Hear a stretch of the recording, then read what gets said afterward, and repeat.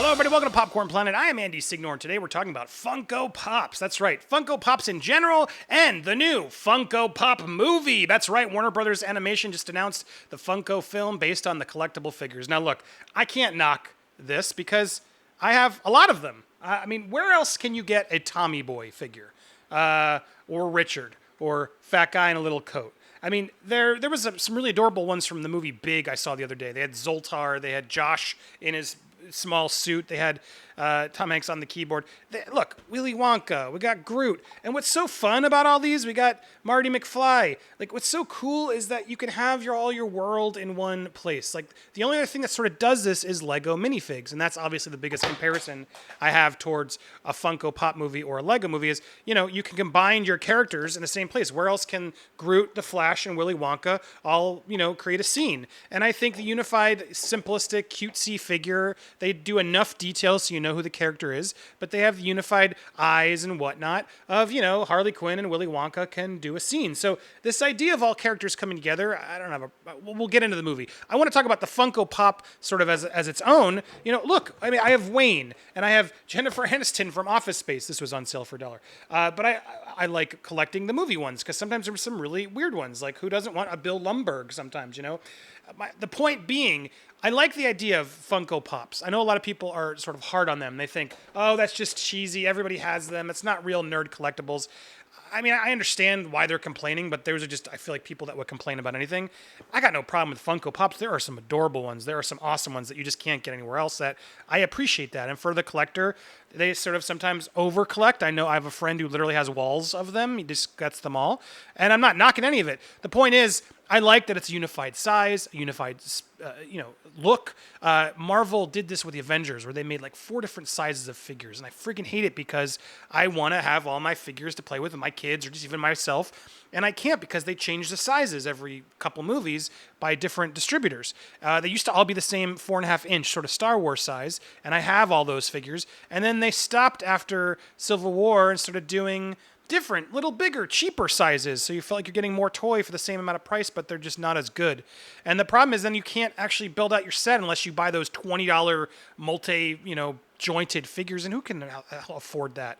Sorry, I can't get the Peggy Carter figure for $20. If it was $6.99, I might do it because then I get a couple of them. But I like that Funko sort of keeps them inexpensive. You can collect them on your look.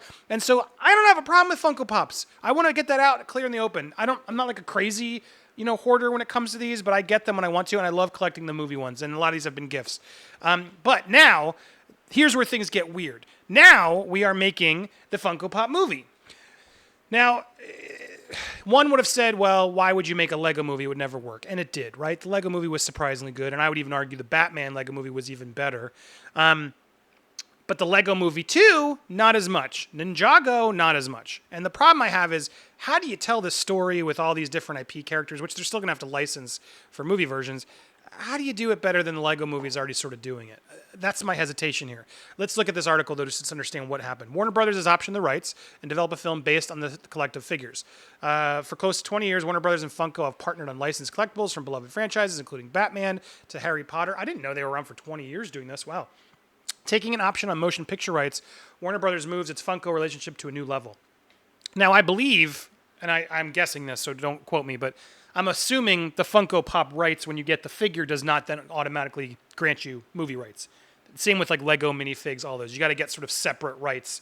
This is just they bought this from Paramount. You can tell Paramount gave them the license to make a Funko, so they're getting royalties, and then they get to make the figure, and that's how that works. And a lot of times they'll do them as small runs and sort of collector runs and Comic-Cons and stuff, because I believe it's a shorter batch, so that way they can get cheaper licensing fees to not lose an arm and a leg if this one needs to go on clearance, which, it did from Fox. But it's pretty rare to have something take off so well that all the studios will grant their licensing for one look. So kudos, but that doesn't, automatically give them the rights to any Funko Pop to show up in a movie. They're going to have to get separate rights.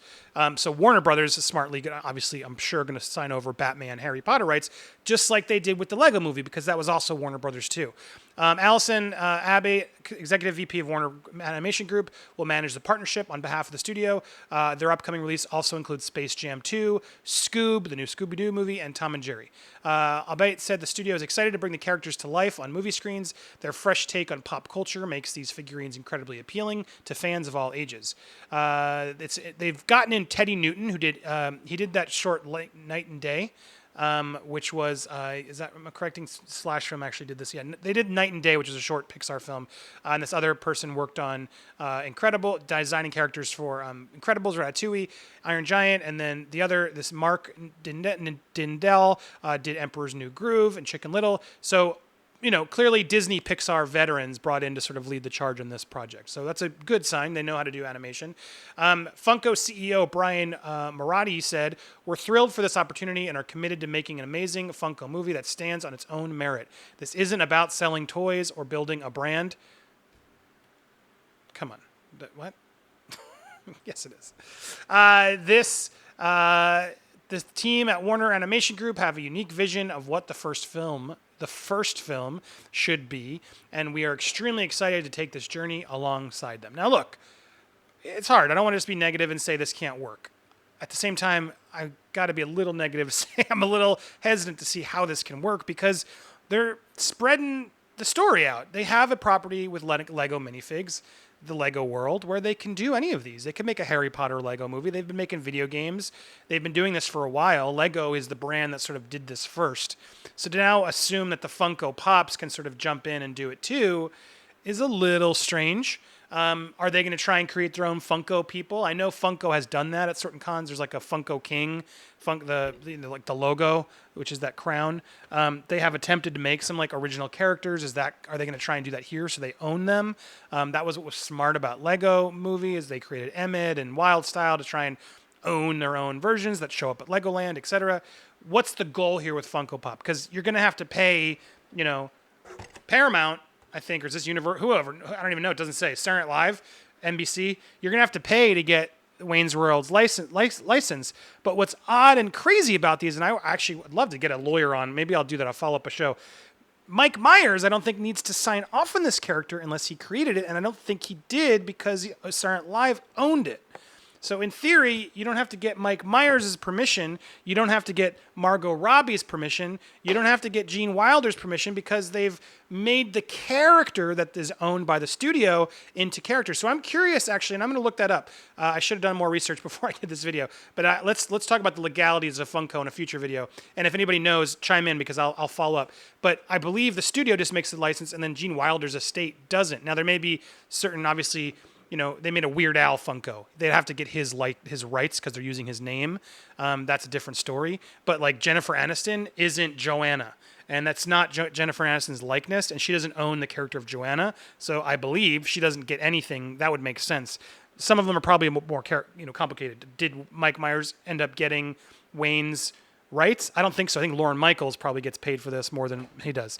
Anyway, long story short, the legality of it is going to make this complicated because, the best version of this is obviously all the worlds coming together and you have Harley Quinn and Willy Wonka doing scenes. That's what you're going to want, I would imagine, if you want a Funko movie. And then it's going to really depend on, what rights can they get? And I'm still sort of annoyed because even Lego Movie managed to get Disney to give Star Wars over. There was a cameo. They had all the Harry Potter characters. They had Ninja Turtles. They had a lot of characters in Lego universe, all the DC characters. To me, Lego already did this. Emoji Movie tried to turn that into something. It didn't work.